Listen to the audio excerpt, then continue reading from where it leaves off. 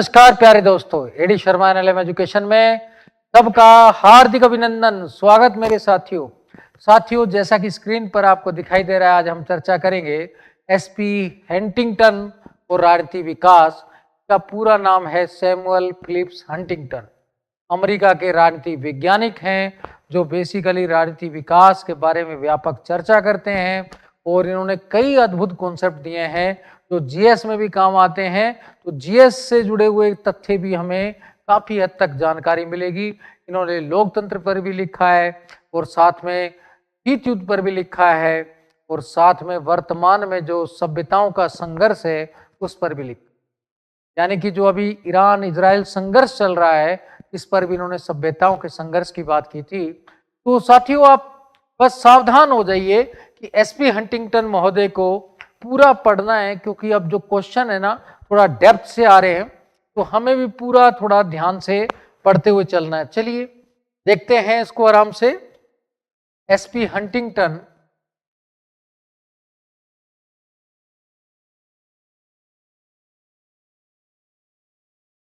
के बारे में, इनका जीवन काल क्या था ये तो सबको पहले पता रहना चाहिए। 1927 से लेकर 2008 तक रहा था।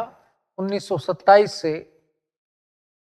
2008 तक इनका जीवन काल रहा था, ये तो आपको ध्यान रहना चाहिए।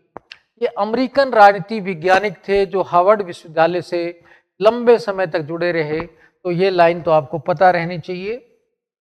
चलिए, अमेरिकन राजनीति वैज्ञानिक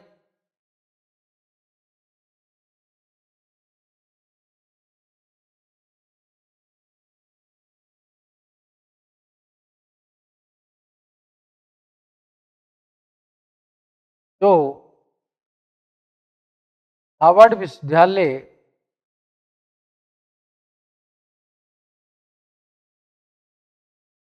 में लंबे समय तक प्रोफेसर रहे।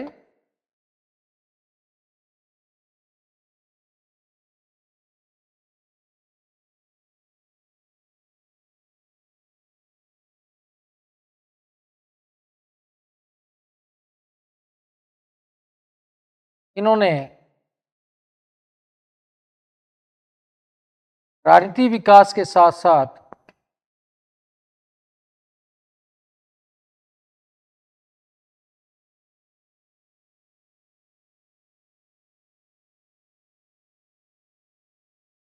लोकतंत्र,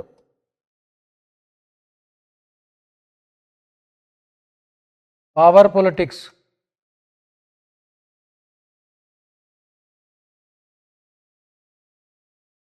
सभ्यताओं का संघर्ष,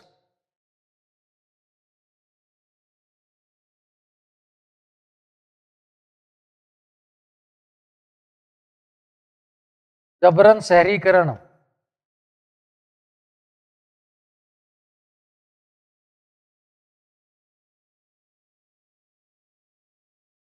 जैसी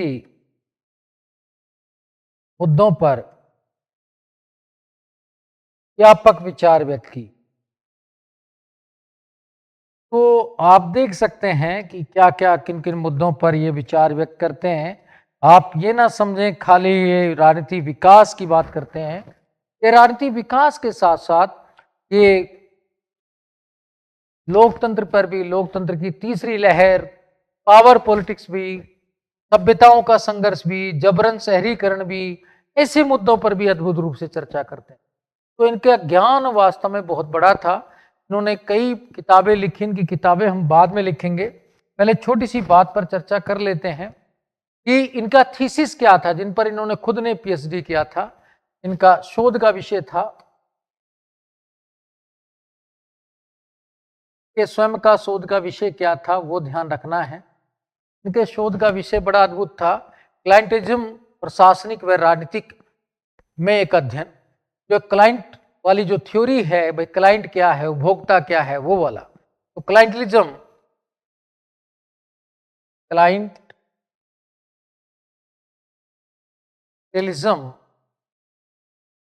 प्रशासनिक राजनीति में एक अध्ययन।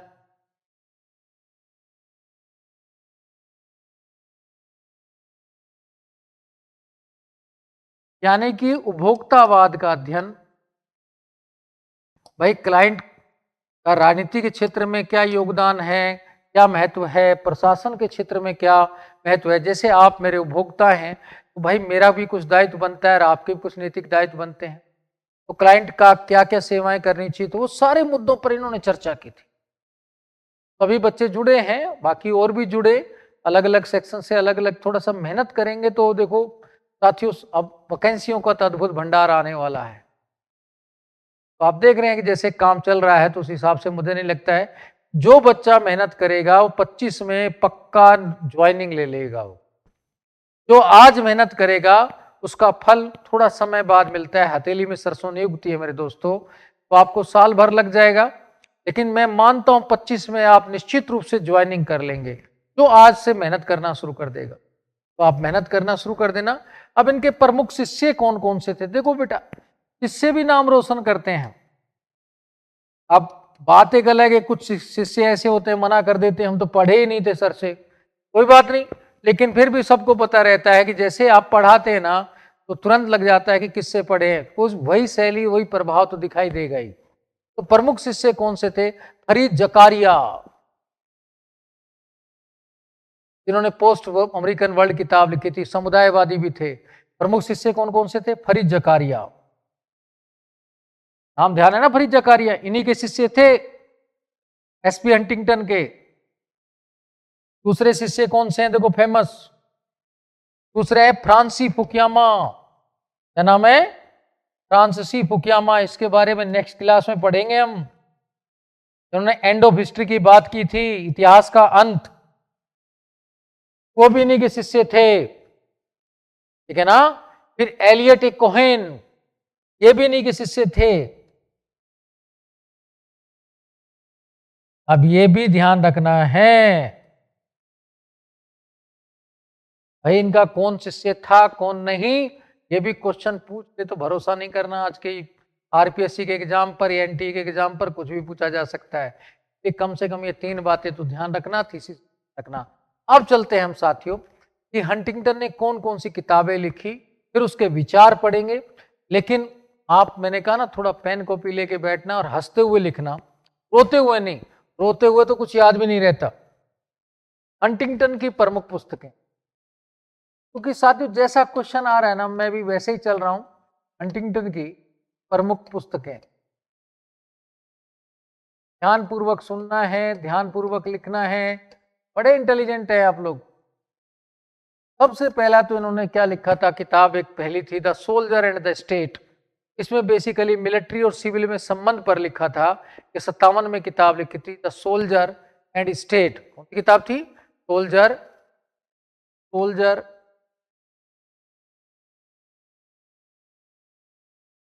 And the state.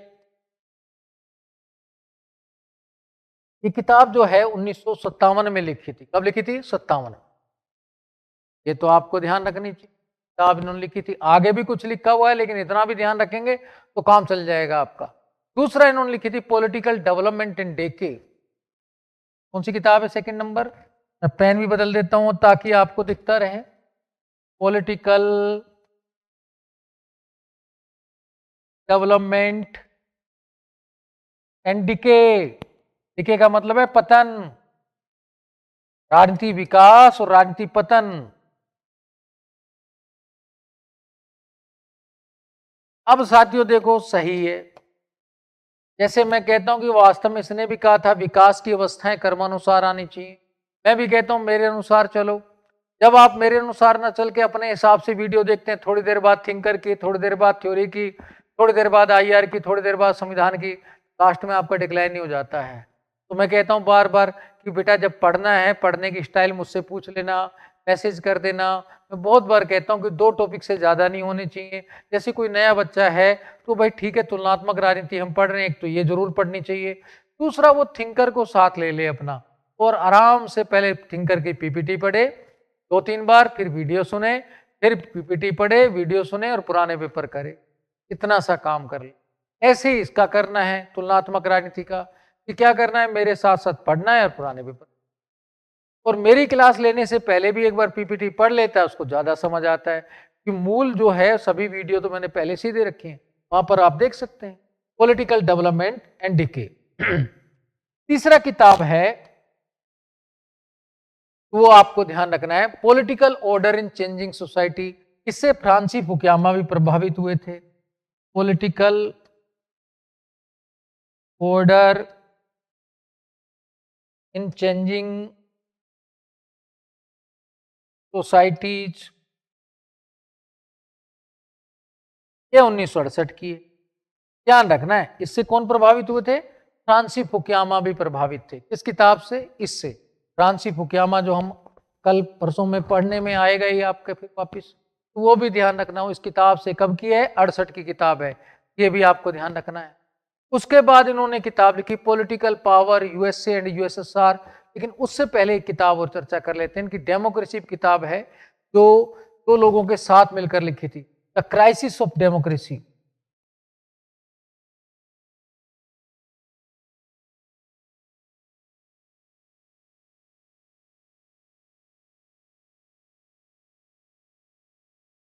दो बिंदी है ना। फिर है crisis of democracy on the गवर्नमेंटलीज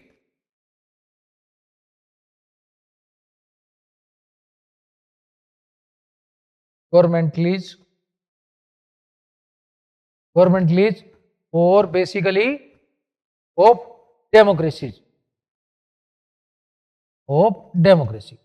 अब ये किताब किसके साथ मिलकर लिखी है, वो भी आपको ध्यान में रखना चाहिए। अब ये किस किस के साथ मिलकर लिखी है, वो अगर आपको ध्यान रहेगा ना, तो आप आसानी से, क्योंकि ये किताब कई बार पूछी गई है मेरे दोस्त, इसलिए इस किताब को आपको ध्यान रखना बहुत जरूरी है। ये किताब माइकल क्रोजर और जोजी वाटवन की के साथ मिलकर लिखी है। किसके साथ मिलकर लिखी है? माइकल क्रोजर के साथ। अब ये ध्यान रखना, मैं पेन चेंज कर देता हूं, माइकल क्रोजर के साथ। माइकल क्रोजर है।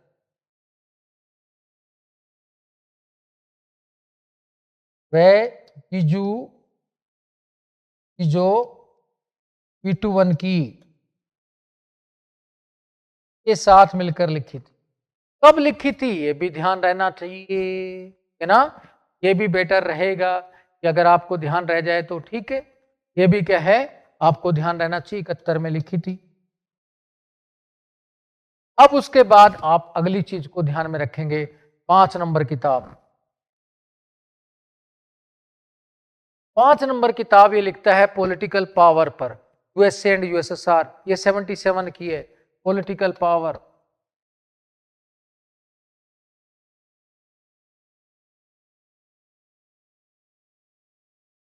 यूएसए एंड यूएसएसआर, ये 77 की। ये भी आपको ध्यान रखनी चाहिए। उसके बाद इसने किताब एक महत्वपूर्ण लिखी थी, American politics. American politics,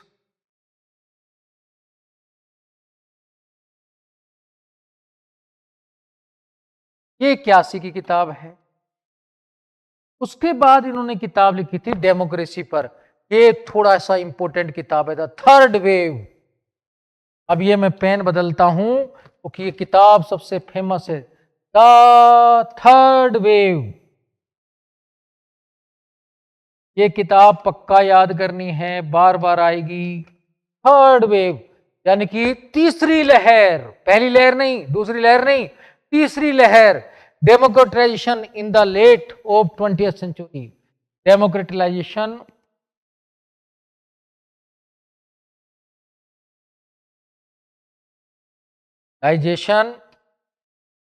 in the late of 20th century।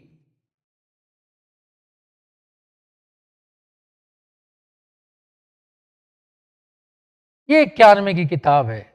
इसमें बताते हैं कि लोकतंत्र की पहली लहर कौन सी है, दूसरी कौन सी है, तीसरी कौन सी है। अभी चर्चा करेंगे, अभी इसको आनंद का विषय बने रहने दो। तो लोकतंत्र की लहरें बताता है, पहली कब आई, दूसरी कब आई, तीसरी कब आई। वो इसमें 1989 तक पूरी राजनीति दुनिया की को पूरा बताता है, लोकतंत्र कहाँ आया क्या नहीं आया।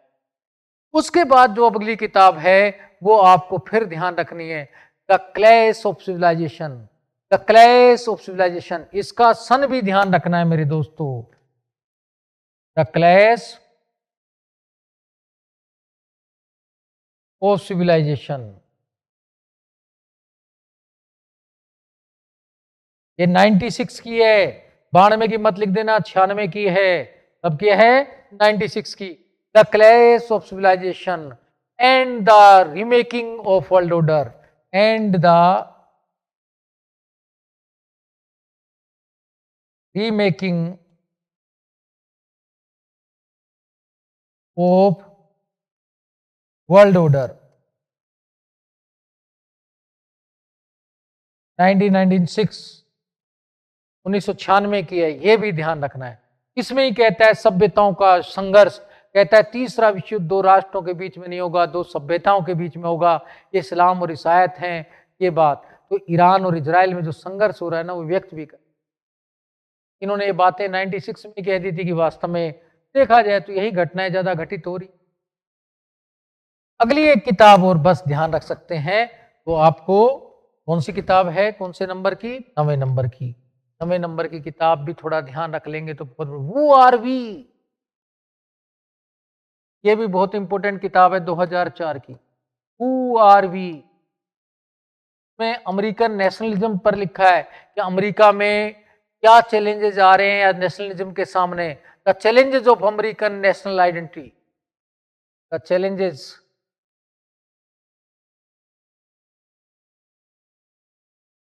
चैलेंजेस टू अमेरिकन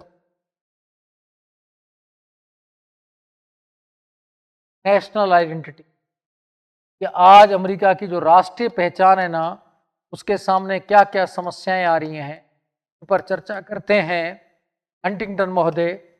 तो ये किताबें थी हंटिंगटन की, ये सारी ध्यान रखनी है साथियों। जिस तरीके से डेप्थ से क्वेश्चन आ रहा है ना, अब वो हल होने वाला नहीं है सामान्य बच्चों से। अब जो बच्चे सोचते हैं कि पेपर आउट करके, पेपर आउट भी पर किया तो जीएस की वजह से सिलेक्शन हुआ था। अब किसी की मार्कशीट उठा लेना, कितनी भी रैंक का हो, और जो बहुत बड़े नेता थे डायरेक्ट मंत्रियों के संपर्क में थे, पेपर तो ले आए स्कूल से निकाल के, लेकिन हल नहीं हुआ। उसमें पॉलिटिकल साइंस में उतने ही नंबर है, जीएस में भले उन्होंने 70 में से 60-62 कर लिए हों, लेकिन पॉलिटिकल साइंस में 80 नहीं हुए, उसमें से साइकोलॉजी के थे तो इतने कर पाए। यानी कि पॉलिटिकल साइंस का आंसर ही नहीं मिला, साइकोलॉजी का तो ढूंढ लिया, और इस बार तो साइकोलॉजी है ही नहीं पॉलिटिकल साइंस में। अब क्या होगा? अब बड़ी और समस्या आएगी। अब तो जो पढ़ेगा ना वही हल करेगा, क्योंकि पहले तो चोरी करने वाले को साइकोलॉजी के मिल गए, अब तो वो भी नहीं मिलने हैं। ये पेपर चोरी करने पर तो ध्यान ही मत देना। चलो आगे देखते हैं, अब इसके प्रमुख विचार कौन कौन से हैं वो देख। हंटिंगटन के प्रमुख विचार,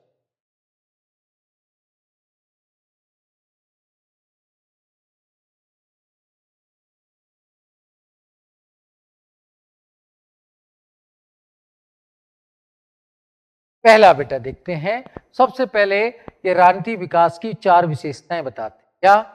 पहला है, पेन बदल देता हूं मैं आपको, कि आप जैसे महानुभव अनुभव आदमी हैं। राजनीति विकास की अवस्थाएं, विशेषताएं, पहले विशेषताएं बाद में अवस्थाएं भी देखेंगे।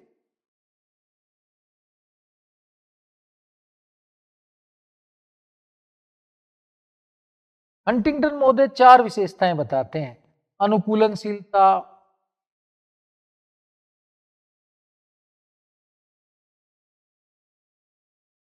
जटिलता,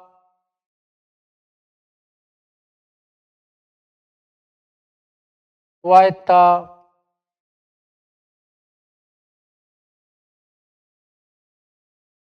अंतर संपर्कता।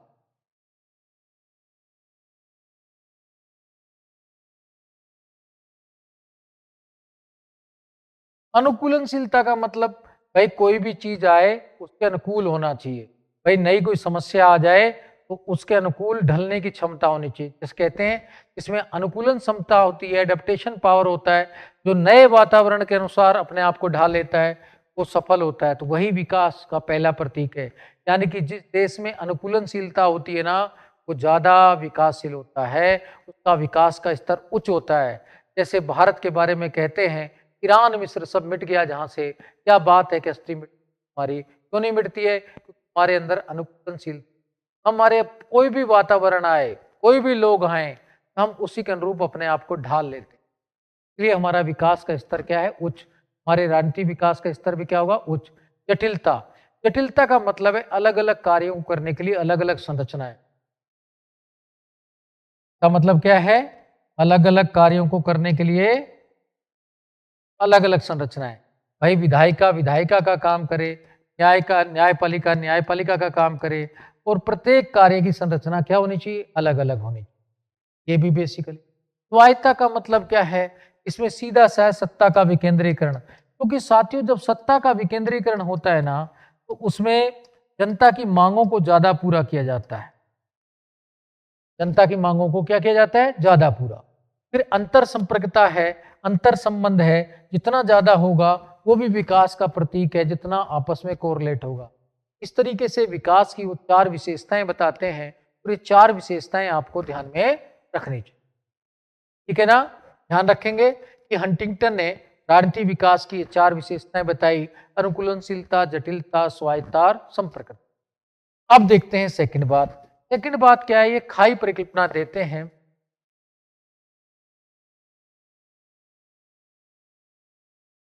गैप हाइपोथेसिस की अवधारणा।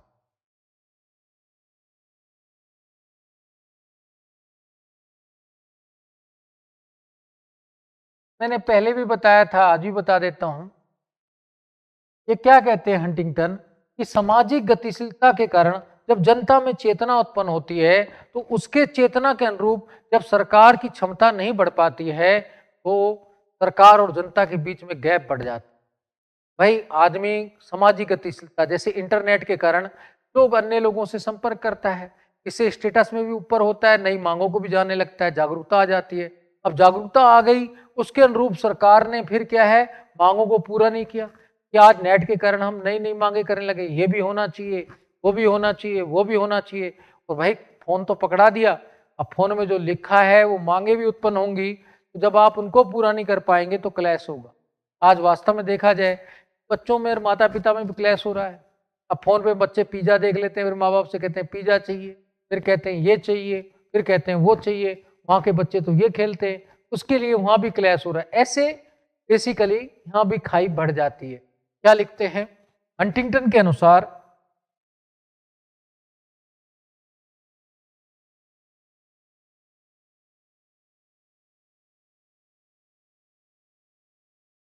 सामाजिक गतिशीलता के कारण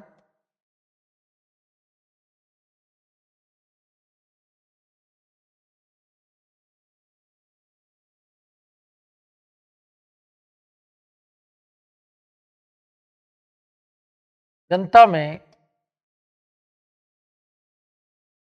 राजनीतिक चेतना बढ़ जाती है,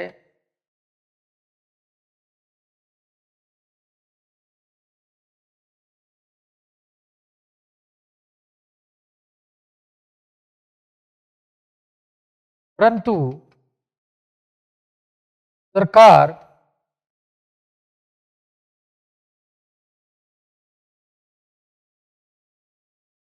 अपनी क्षमता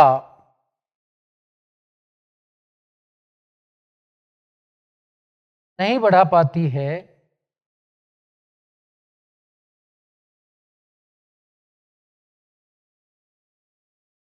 तो सरकार और जनता के बीच खाई बढ़ जाती है।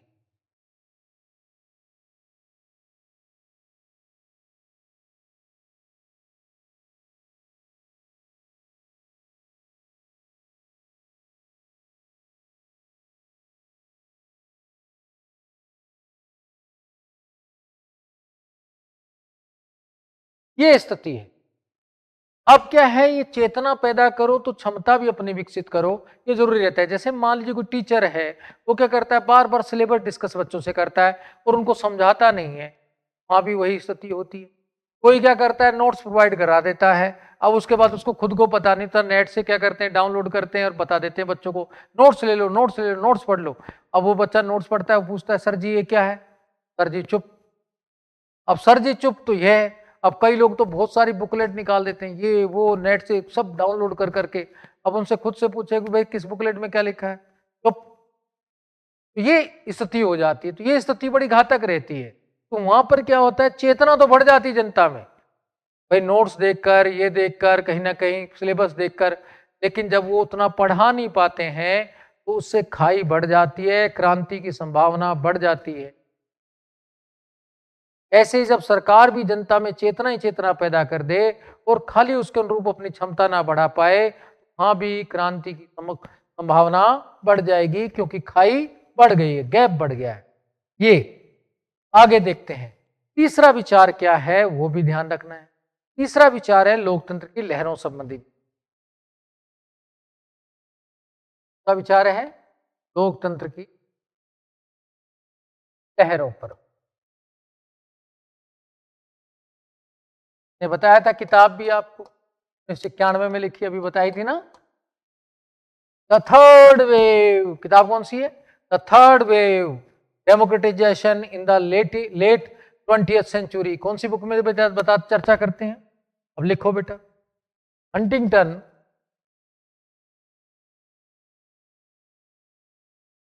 अपनी पुस्तक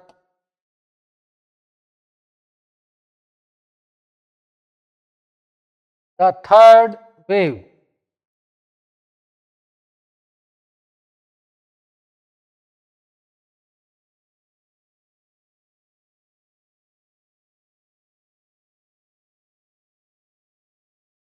डेमोक्रेटाइजेशन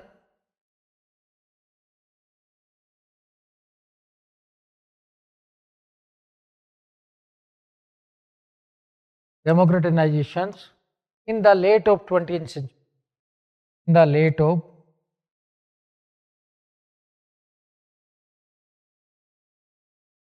20th century, 1991 में लोकतंत्र की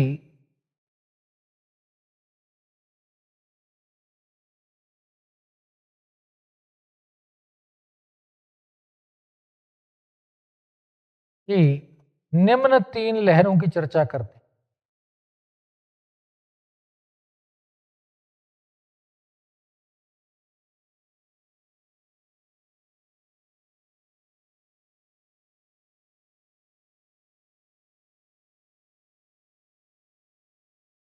ये ध्यान रखना है, 3 लहरों की चर्चा कर देते हैं।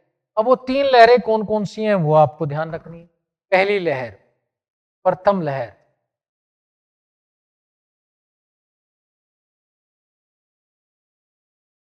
ये कब आई भाई, 1828 से 1926 में। क्या हुआ इसमें, मतदान, मताधिकार का विस्तार,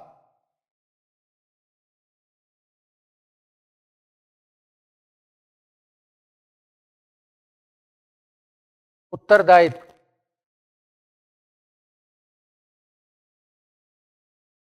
अर्थात जैक्सोनियन नीति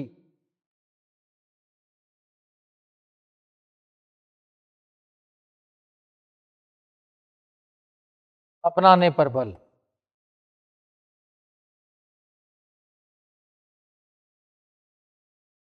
जैसे अमेरिका में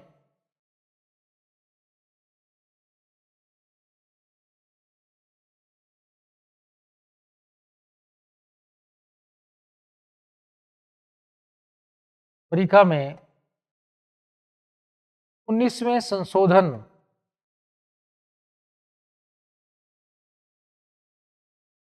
अधिनियम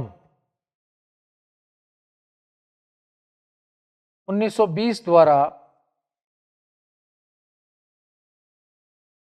महिलाओं को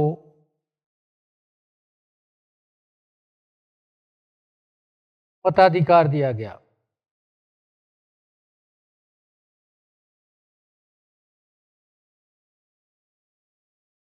इसे एंथोनी संशोधन अधिनियम भी कहते हैं।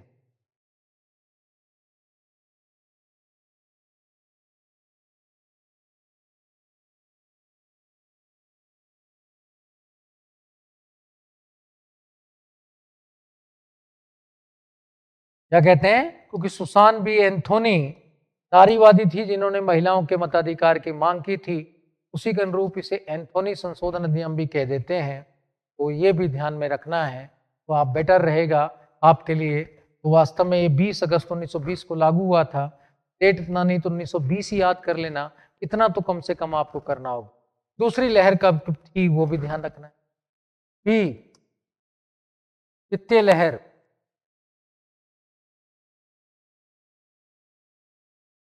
वित्तीय युद्ध के बाद ये विकासशील देशों में आई, भारत में, म्यांमार में, श्रीलंका में, इंडोनेशिया में।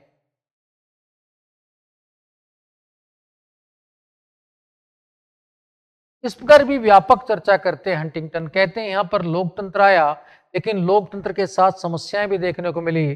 जैसे इंडोनेशिया के जो सुकर्णो शासन है उसको वाल्टर लिपमैन निर्देशित लोकतंत्र भी बोल देता है। कहता है कि वास्तव में कुछ लोगों ने अपना प्रभुत्व भी जमा लिया, तो समस्याएं भी आना शुरू हुई। तो द्वितीय लहर कब आई थी? द्वितीय युद्ध के बाद। विकासशील देशों में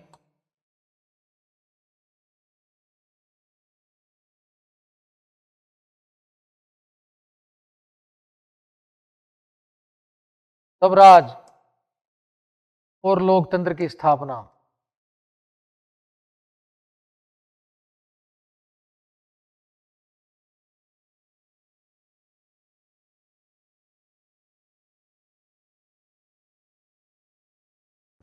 साथ में कहते हैं लोकतंत्र का जो है एक निर्देशित रूप भी देखा गया।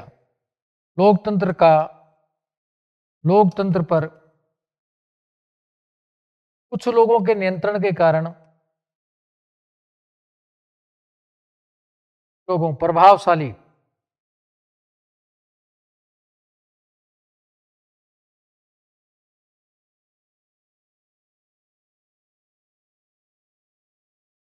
समस्याएं भी आई।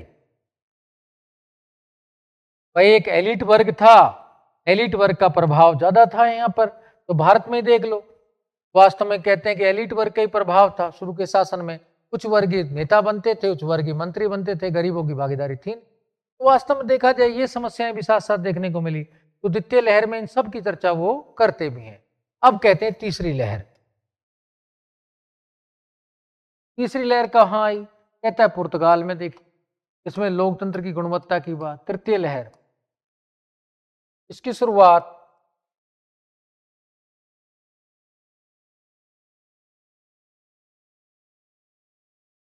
पुर्तगाल में 1974 की कारनेशन क्रांति के साथ हुई।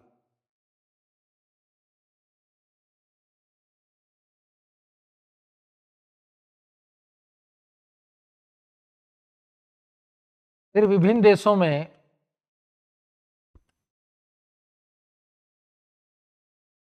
लोकतंत्र की मांग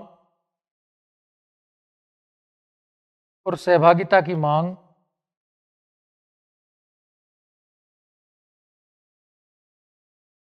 बढ़ने लगी। तो अलग अलग देशों में अलग अलग प्रकार की मांग हुई इसके बाद कि भाई सहभागिता भी हो, कुछ लोगों का प्रभाव है वो हटाया जाए, इस प्रकार की मांग होने लगी। यहां पर वो तीसरी लहर में जो चर्चा है ना 1989 तक वैश्विक परिवर्तन की व्याख्या करता है।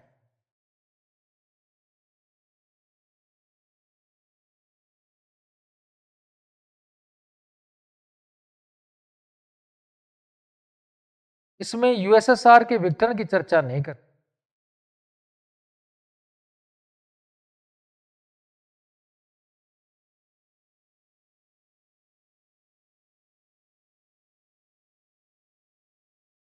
ये बातें भी ध्यान रख लेना, कई बार क्वेश्चन में ये पूछ लेते हैं कि द थर्ड वेव में वो सोवियत संघ के विघटन की भी चर्चा करता है। नहीं, कुछ बातें साथियों कॉन्सेप्ट क्लियर होना चाहिए, क्योंकि वास्तव में अब वो डेप्थ स्टडी से आता है। अब आप सोचते हैं कि तुरंत बनकर, मैं बार बार बच्चों से कहता हूं भाई मैं 2 बार लाइव क्लास देने को भी तैयार हूँ, स्टूडियो से भी, क्लासरूम लाइव भी, सब चीजें पढ़ाने को भी तैयार रहता हूँ। लेकिन जब आप लोग नहीं मानते ना, आप सीधा पेपर मांगते, तो मेरी आत्मा भी दुखी। क्या करें इस धरती का? भारत कैसे विकसित बनेगा?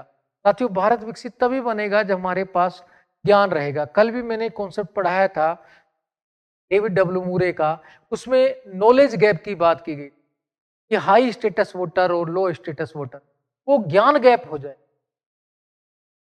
और हम दुनिया में ही पिछड़ जाएंगे। फिर अगर हम पॉलिटिकल साइंस नहीं पढ़ेंगे तो हमारा स्टेटस पूरे विश्व, कम से कम भारत के लिए ही पढ़ लो। आप पढ़ेंगे, आप अच्छे विद्वान बनेंगे, आप फिर अगली पीढ़ी को ज्ञान अच्छा देंगे, तभी तो भारत विकसित भारत बनेगा। तभी तो हमारा तिरंगा है पूरी दुनिया में लहरा पाएगा, तभी भारत विश्व का विजेता बनेगा। हम ज्ञान के माध्यम से विश्व के विजेता बन सकते हैं।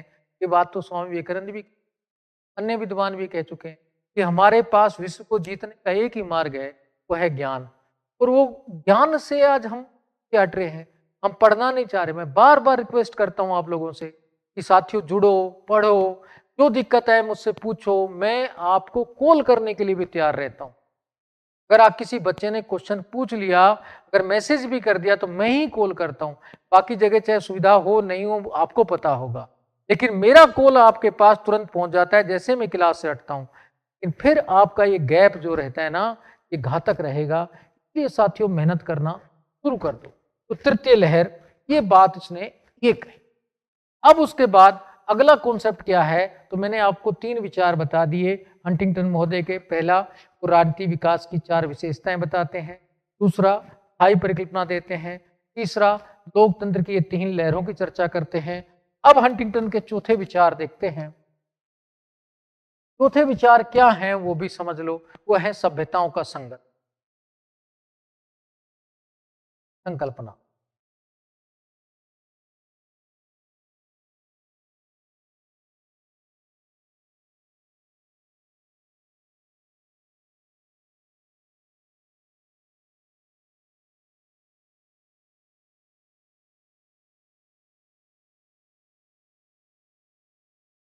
हंटिंगटन अपनी पुस्तक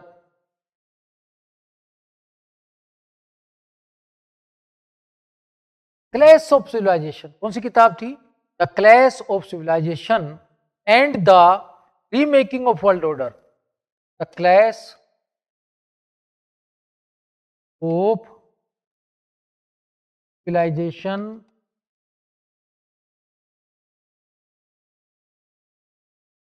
एंड द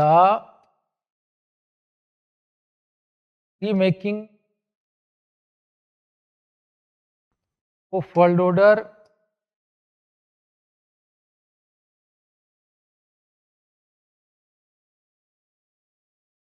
कब की है? 1996। मैं पेन बदल के सन लिख देता हूं।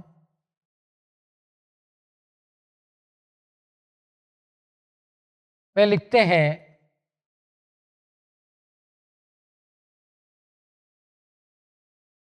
तीसरा विश्व युद्ध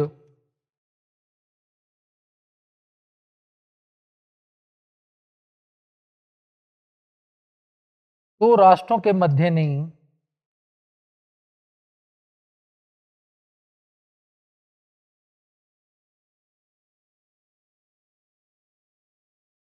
दो सभ्यताओं के मध्य होगा।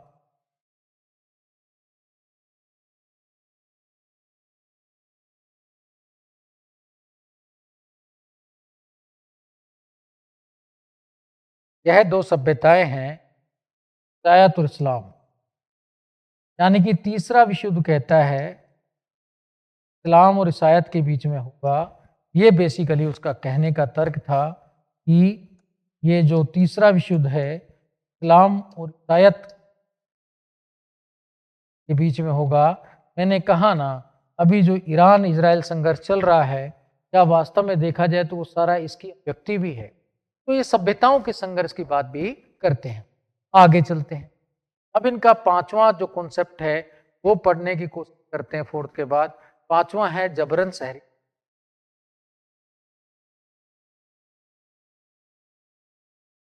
ये किस संदर्भ में दिया था?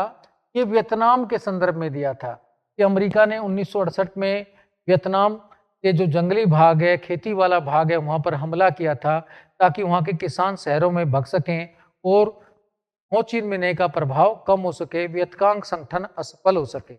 इसको कहा था। कौन सा है नंबरिंग? क्या आपको ध्यान रखना है? 5 नंबर।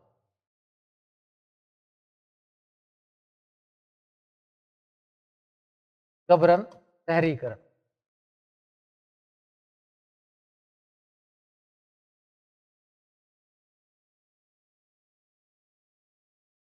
हंटिंगटन लिखते हैं कि 1968 में अमेरिका द्वारा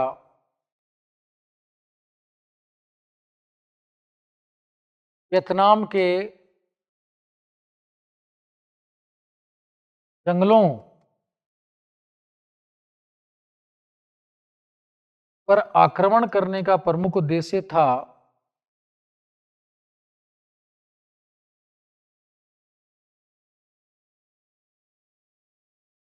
किसान, वियतनाम के किसान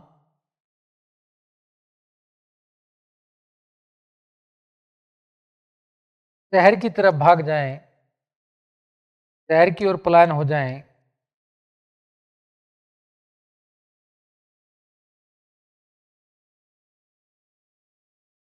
जिससे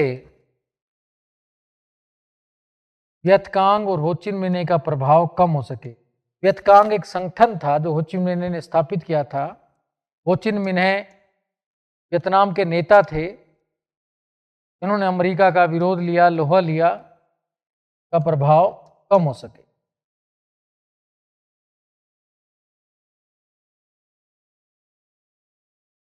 तो अब आपको समझ आ गया कि जबरन शहरीकरण क्या है। ठीक है, आगे देखें। फिर ये महान विचलन की भी चर्चा करते हैं। महान विचलन क्या बताते हैं?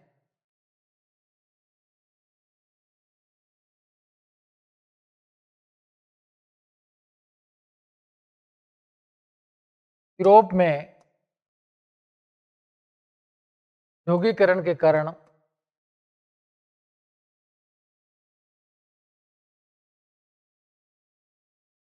तीव्र प्रगति और अन्य क्षेत्रों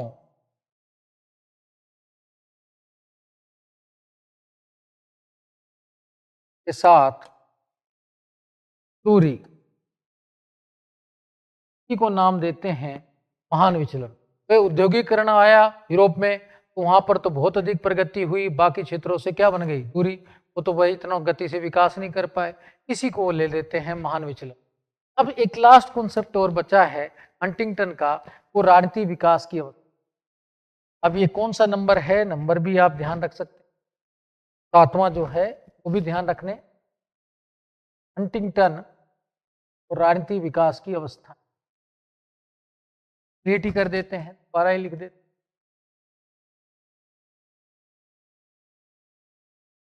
हंटिंगटन और राजनीतिक विकास की अवस्थाएं तेज बताता है।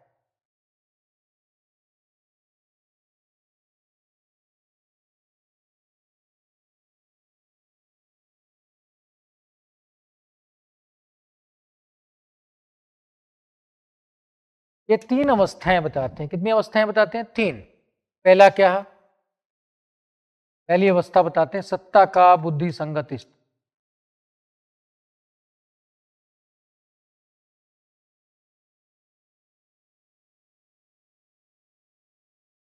दूसरा बताते हैं उपव्यवस्था स्वायत्ता।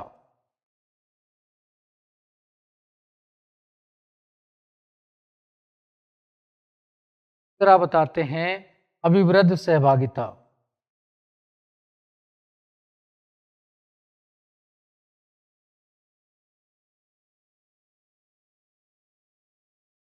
अब इनका मतलब क्या है ये मैं आपको बता देता हूं। सत्ता का बुद्धि संगत का है कानूनी सत्ता, संविधान के अनुसार शासन। जैसे भारत में 26 जनवरी 1950 को स्थापित हो गई। उपव्यवस्था स्वायत्ता, सत्ता का विकेंद्रीकरण, जैसे हमारे यहाँ पंचायती राज के साथ शुरू हो गया था। अविरत सहभागिता का मतलब है शासन में जनता की सहभागिता। अब हंटिंगटन महोदय कहते क्या हैं वो सुन। हंटिंगटन महोदय कहते हैं ये तीनों अवस्थाएं कर्मानुसार आनी चाहिए। पहले पहली आनी चाहिए, फिर दूसरी, फिर तीसरी। अगर ये कर्मानुसार नहीं आती तो विकास के स्थान पर पतन हो जाएगा, ह्रास हो जाएगा। क्योंकि साथियों देखते हैं, अगर भारत में 26 जनवरी 1950 के बाद सीधे जनता की सहभागिता दे देते तो लोग इतने पहुंच जाते कि क्रांति हो जाती। इसलिए हमने पहले सत्ता का विकेंद्रीकरण किया, राज्यों में सत्ता शक्तियां ज्यादा दी, संघात्मक शासन को मजबूत किया, पंचायती राज की स्थापना की। बाद में 91 के बाद सहभागिता दे रहे हैं। तो पहले कानूनी तरसंग सत्ता के बाद सत्ता का विकेंद्रीकरण करना जरूरी है, अब फिर लास्ट में सहभागिता दो। आपने इसके बाद सीधे सहभागिता दे दी तो क्रांति हो। यही बात वो कहना चाह रहा है, तो लिखें इसको। हंटिंगटन के अनुसार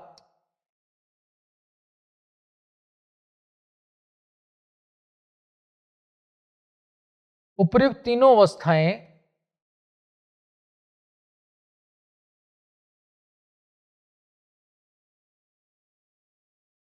कर्मानुसार आनी चाहिए।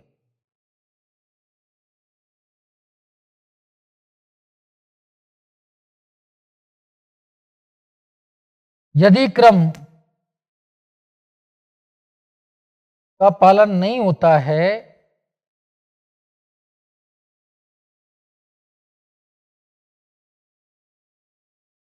तो विकास के स्थान पर पतन हो जाएगा। विकास के स्थान पर